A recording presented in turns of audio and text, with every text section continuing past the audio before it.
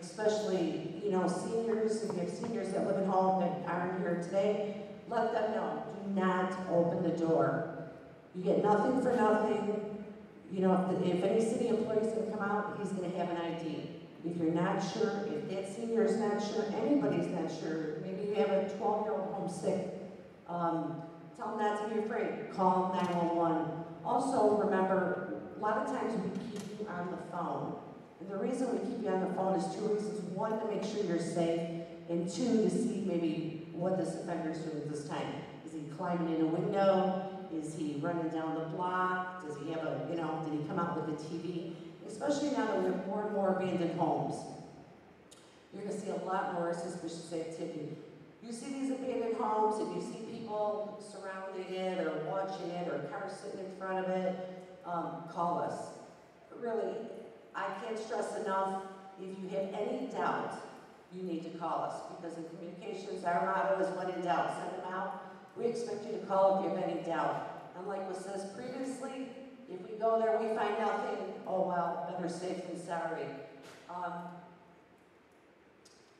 Again, especially educate your seniors at home. If you don't know any of the numbers, I think they brought magnets up here. Make sure you take one of those magnets. It's got all the important numbers that you can call regarding the city. Also, on these little pamphlets that the mayor was talking about, on the back is a description of what we ask for in identifiers, what we're looking for. Now, obviously, there's a VIN on there. We're not going to ask you to give us the VIN of a vehicle you see is suspicious, but it'll give you something to put by your phones and say, look, this is what they want. And remember, always call when you see it. That's when your memory is the freshest. As a Berwyn resident and a city employee, again, I think we can make the difference. Thank you.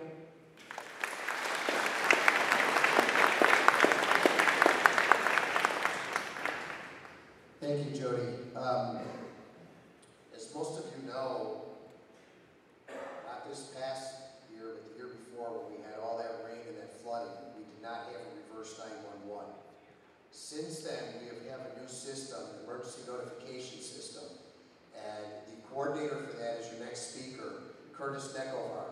And Curtis has taken this system to its highest heights, and my understanding is there's even more he's going to do with it. Curtis, did you want to come up with that, please?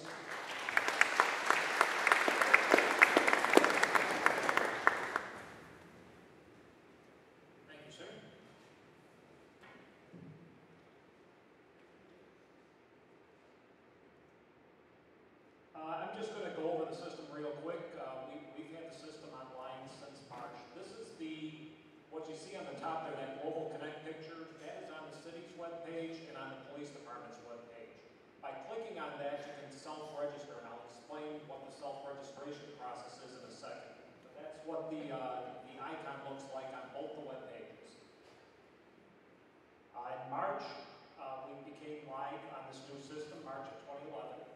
We gathered a database of our hardline phone numbers off of the old system. The old system operated on 7 dedicated phone lines in the basement of the police department, and that's what was used on the old system to make notifications. There's roughly, between businesses and residences, about 19,000 hardline phones, the old traditional wall phones in the city of Berwyn. On 7 phone lines, that would take days.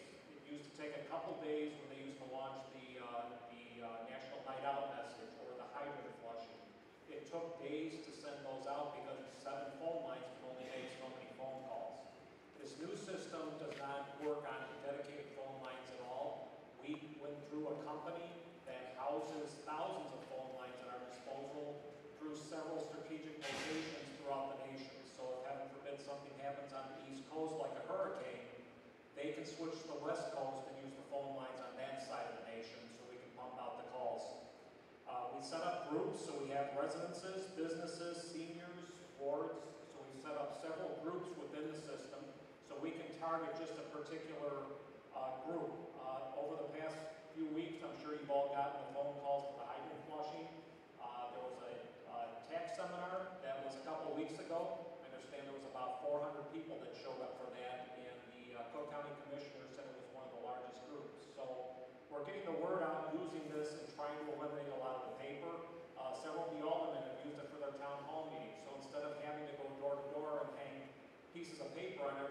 sure this hits every house, and they've seen a nice turnout as well. And it's a cost savings for them.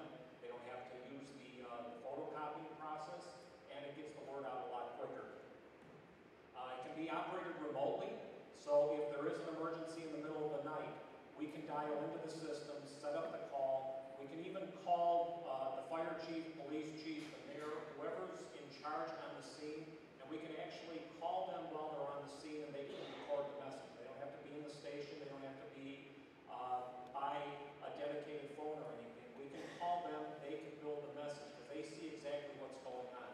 So they can actually speak the part, the mayor's spoken the part, the police chief, fire chief, everybody's done, the aldermen have spoken, so it's worked out real well, a voice that you're familiar with. We can send out to a particular area, we can map an area, so for the hydrants, for example, we have taken the guidelines that the fire department is using on a daily basis, and we use a mapping tool that draws the calls that are made just to that particular area, so they're going out the night before for the area that's going to be flushed the next day. We can also do a radius if, heaven forbid, we have an incident where the fire chief wants a quarter-mile evacuated from a particular location. We can click on where the incident is occurring, build in a quarter-mile, it'll draw a radius and grab all the phone numbers in that radius automatically and make the calls. The entire city can be called in about 30 minutes. There's a throttle on the system itself, so we can throttle it up and down. In an emergency, we can go to the highest level at about 500 calls a minute. These calls that we made for the neighborhood watch and all that, we've sent that at about 250, so it doesn't kill the system as it's coming back into town. Since we've gone live, we've done 35 notifications, including the call for this evening. The spring and fall hydrant flushing program. Several emergency notifications. Backhoes were our friends with gas mains over the summer. They nailed them in a couple spots, so there wasn't evacuation. We sent out the call, including when the people got home that their gas was shut off and that there was a card on their front door with a phone number for them to call. So at least they might not have been home, but they get the message when they get home as to what happened. We've logged over 30,000 minutes in calls, which is about 500 hours or 20 days worth of calls since going live in March. It's an unlimited system. There's two thresholds that they have. It's an emergency or an unlimited. The city was fortunate to have a grant. We have a 3-year period that we can make unlimited phone calls. So it's besides the emergencies, we're using it for community events, and there's many uses that we can use for it. We also took and used a separate email text module that's been added, and that's going to probably eventually replace Nixle, and we can use that portion of it to send out just email notifications instead of calling text messages if people opt in for text messaging. And again, that's the picture. We gathered all the landlines again when we got the system. If you would like to register your cell phones, a lot of people have cell phones now. If you would like to register cell phones and emails, this is the way to go about it, is to click on the Global Connect icon on either the city website or the police departments, and then you will get an opt-in box like this, and you just fill in the information. Fill in your additional phone numbers. You don't have to register your hard lines, we've got those. So the cell phones are real important because a lot of people are getting rid of hard lines and just going to strictly cell phones. So it's nice if you work downtown, you can get a message on your cell phone if there's something going on.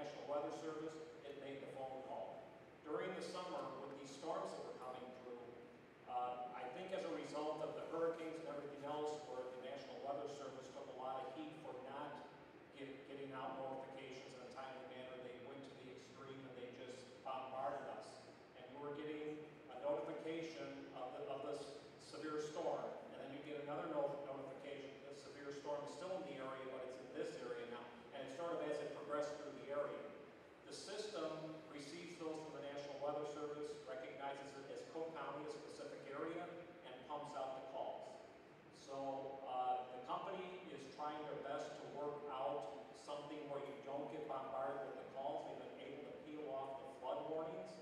But the problem is still every time a warning is issued by the National Weather Service, you're going to get a phone call. And a lot of people called during those storms and asked to be taken off the weather notifications because they were coming in the middle of the night. So 3 in the morning, your phones were ringing one after another after another. It wasn't the system that was broke. It was just the National Weather Service kept firing out these warnings, and the system was just doing what it's supposed to do.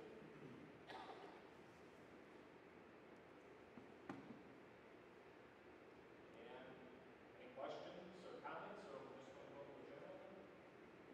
Okay. Thank you.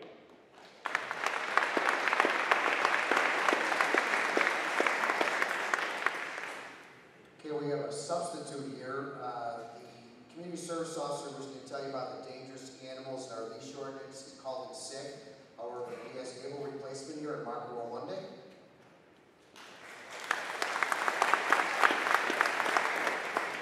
Good evening, my name is Margot Imani. I'm a community service officer at the Berwyn Police Department. I'm here tonight just to talk about a couple of the animal control issues that we face. Probably the most important one would be the importance of keeping your dog on a leash.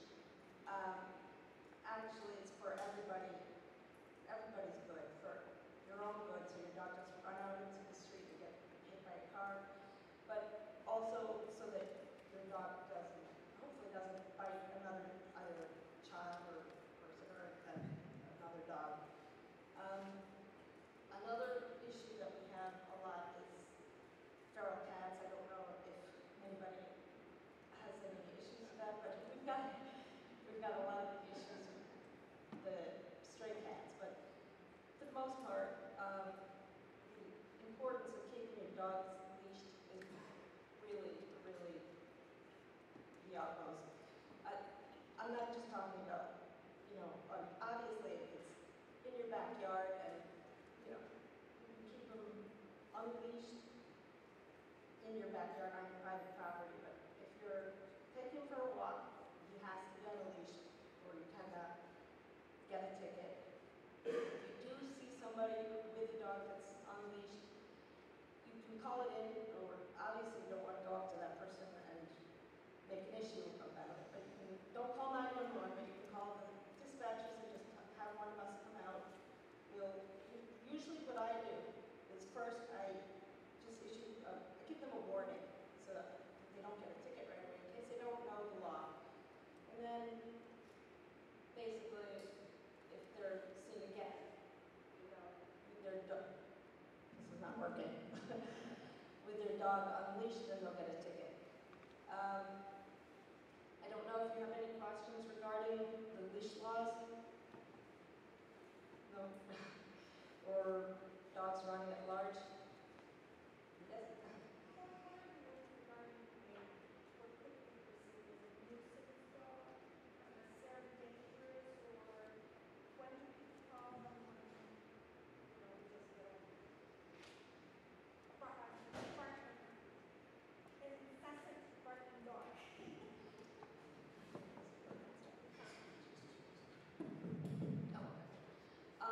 We do get several barking complaints, provided the dog is just barking normally, not excessively, between the hours of 7 a.m. and 9 p.m. I believe it is. Don't quote me on that because I'm not the animal control officer that usually works during the week.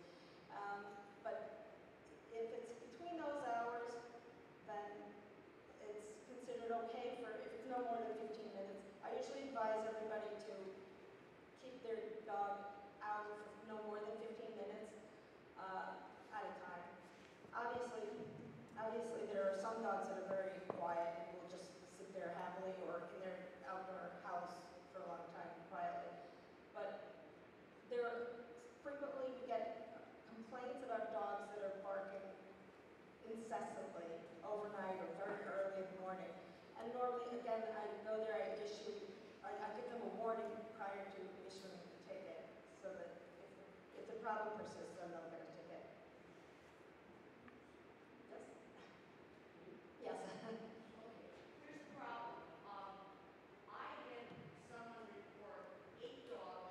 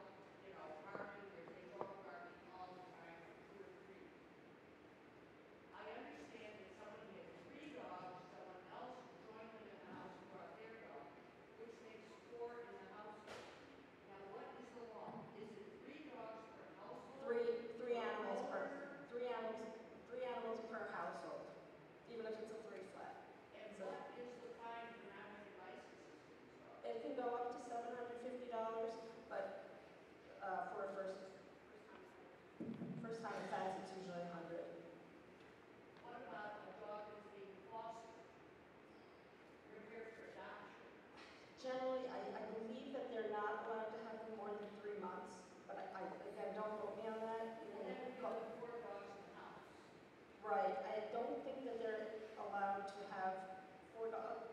If a dog has just had a litter, that's a little different. They can have them up to 3 months, but I'm not really sure of the laws on the fostering.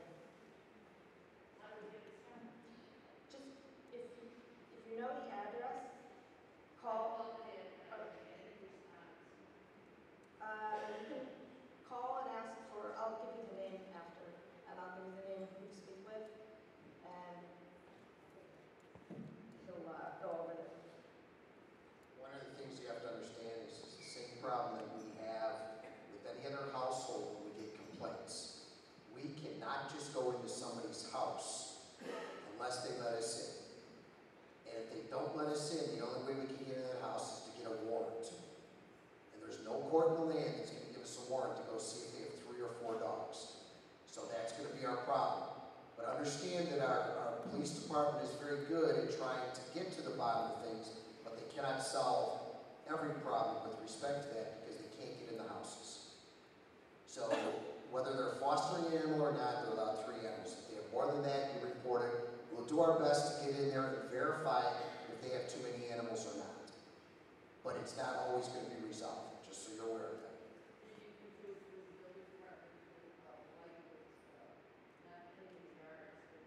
We can do that. We can also do with the health department with respect to the yards also. I know you had a question. I just wanted to just summarize real quick for everybody. First of all, I want to thank everybody for coming out tonight. I want to make sure that everybody please take some of this information because it's very helpful. And then we're going to open the floor for questions. If you have a specific question, I'll try and moderate with respect to directing the questions to whoever it pertains to. Sir, you had a question. Well, some people have chips and plans and pets in case they get away.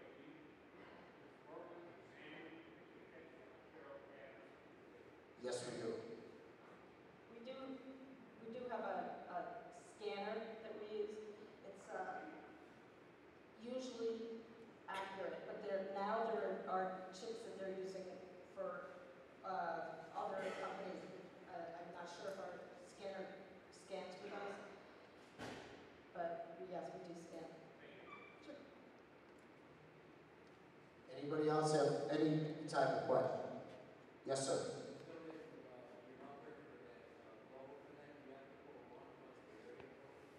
Curtis, do you have to use the 1 prior to the area code in order to fill in your number for the global? No, they'll put the 1 in there, but you have to put the area code even if it's satellite. The system will put the 1 in front, but make sure the area code is in there even if it's satellite. Okay. Yes, sir. We're having a problem with possums. There's a lot of possums, there's a lot of raccoons in Berwyn too. What about possum? Yeah. This year we already had it on our deck. Coming to visit at 5 o'clock.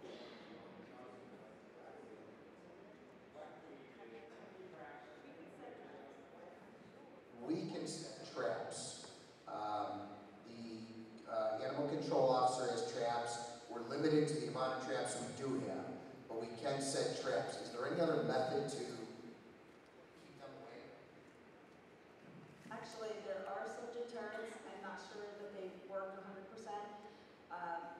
If you don't have a dog, we recommend mothballs around the yard as a deterrent. No, it doesn't work. Some people say it does, some people say it doesn't. Another thing that I've heard is vinegar, and another thing is, believe it or not, laundry sheets. So you can try those. We do trap. The only problem is the season now that it's getting cold. We don't trap in the winter. So we don't. Well, good question. I think it's when it gets 32 or below at night. Not really sure. So how do we get rid of these creatures? They're rodents. You contact the animal control officer and come out and trap. But here's the problem. Is it the state, chief? There's a law that says if you trap a wild animal, you can only deposit it, I believe it is, within 100 yards of where you found that animal.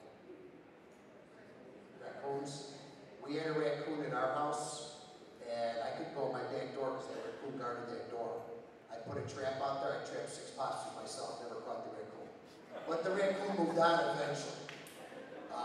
But call the animal control officer and see if he can't give you some more ideas. If not, then the only other way that I'm aware of is to call a private company that would come out and trap the animal and remove it for you.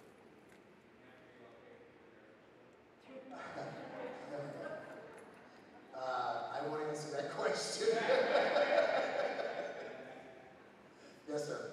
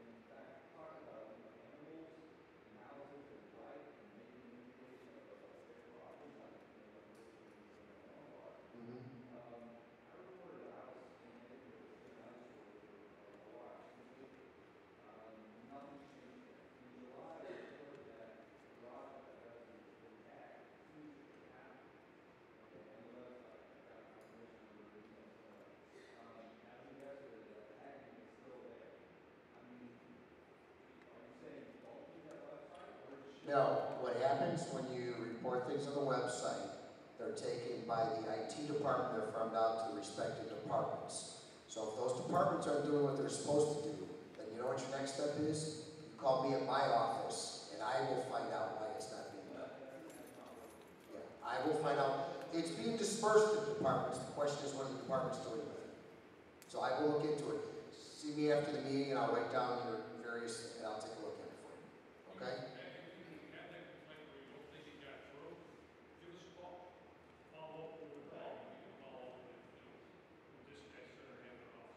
Because our graffiti guy is out there day and night. He's pretty good.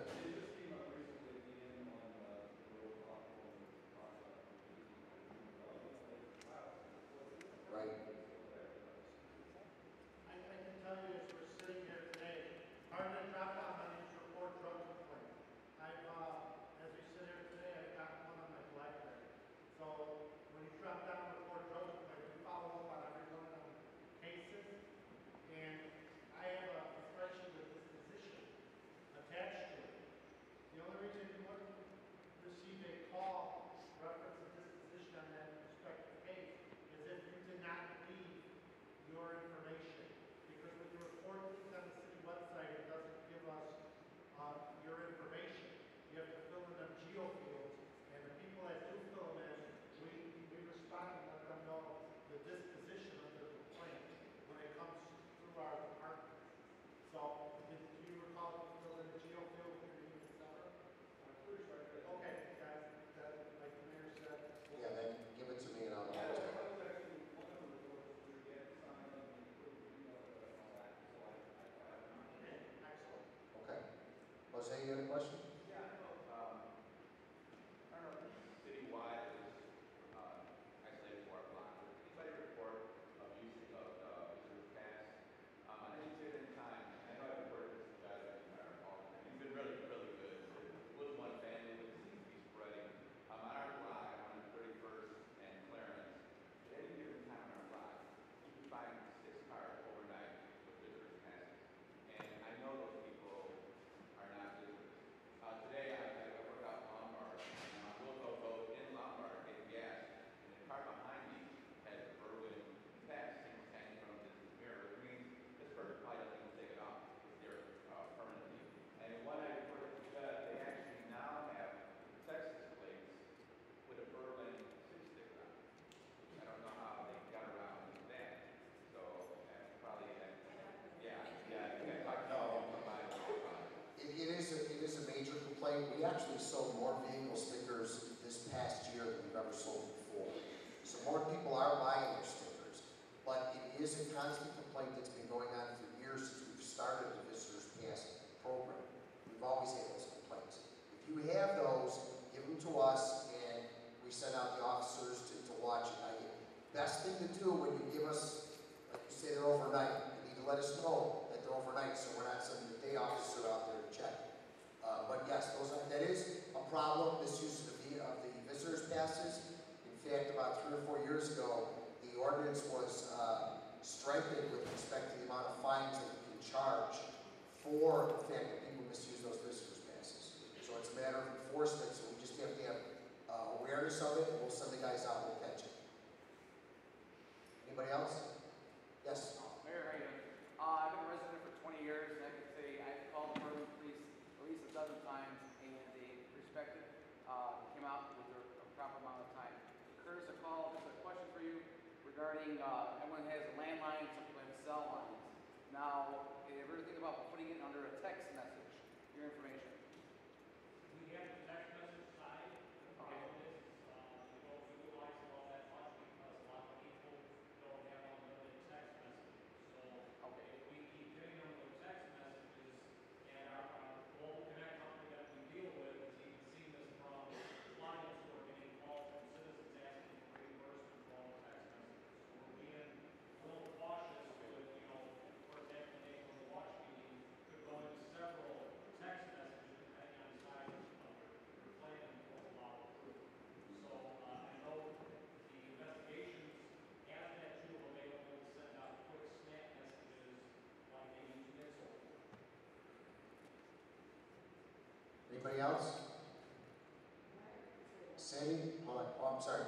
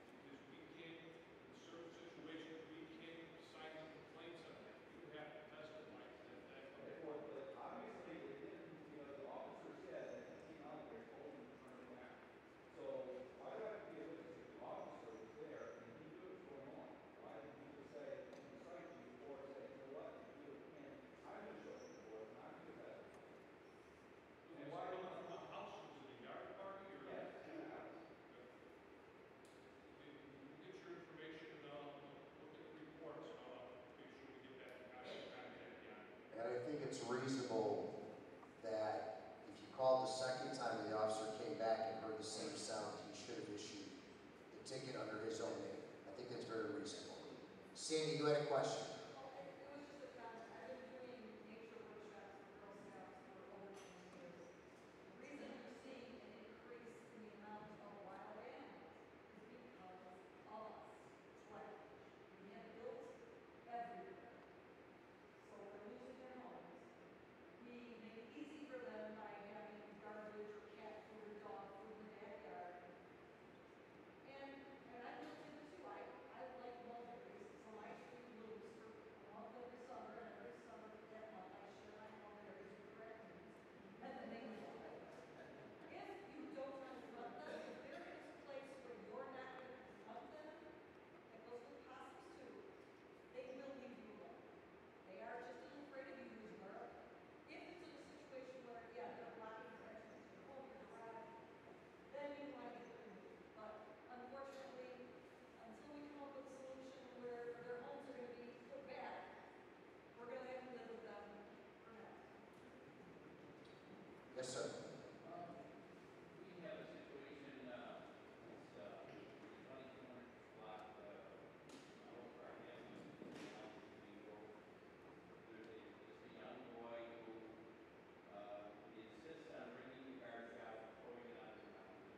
One time, one of the gentlemen and the other started throwing it out of the alley. So he came out and he set it down on the ground right in front of us, right next to the can.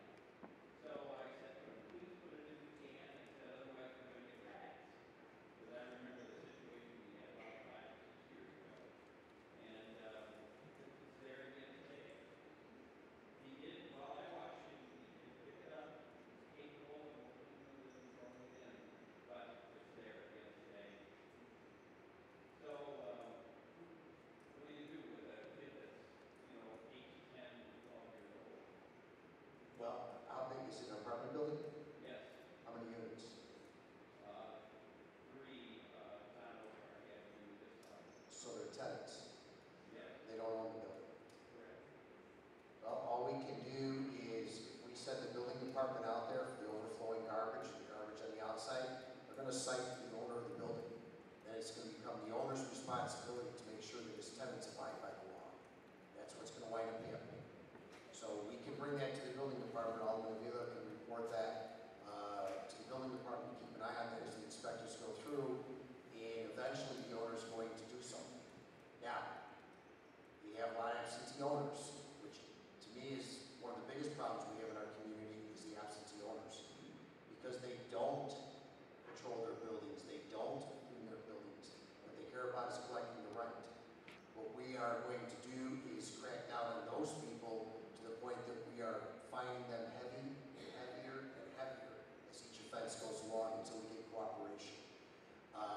Just recently, the City Administrator Brian and myself attended a Illinois Municipal League conference in Chicago, and we got some information regarding ordinances being passed by the other municipalities with respect to some of the foreclosed homes and abandoned homes, a state law that was passed just recently, and something that the county's working on, which I received from the West Central Municipal Conference, regarding the town's ability to make it easier for these towns to get liens against the properties where we are enforcing some of these code violations and blight violations. So we're working together on that to try and put some more teeth into our ordinances. But again, it's progressive discipline. It's not something that I can correct today. It's something that I have to keep on going on and on to hopefully eventually somebody realizes that they're wasting their money and just instead of throwing the garbage in the can. But definitely we'll get that to the building department. Yeah, I've cleaned it up a number of times. It's this young boy came up right while we were there, and he threw it right on the ground. And we mentioned it was rats. We don't know if they're still there. Well, if you know the name of the family and the unit number is in, you let us know. We'll have the inspector speak directly to them with respect to what the little boy's doing to them. I was thinking of taking one of the neighborhood watch signs, taking it out of their back door, dump garbage in the can. Yes, sir. You have another question.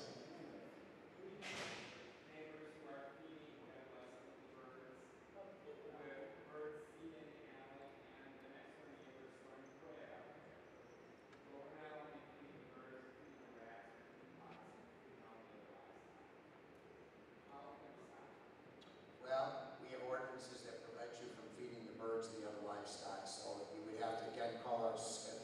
department, send one of our inspectors out there to cite the people that. Now again, when we come out, we see Brent in the alley, I don't know if you did it, next door neighbor did it, or who did it. But you know what, that's not proof positive that they're the ones that did it. So that's when we rely on somebody like you to tell us, but then you, as the chief said,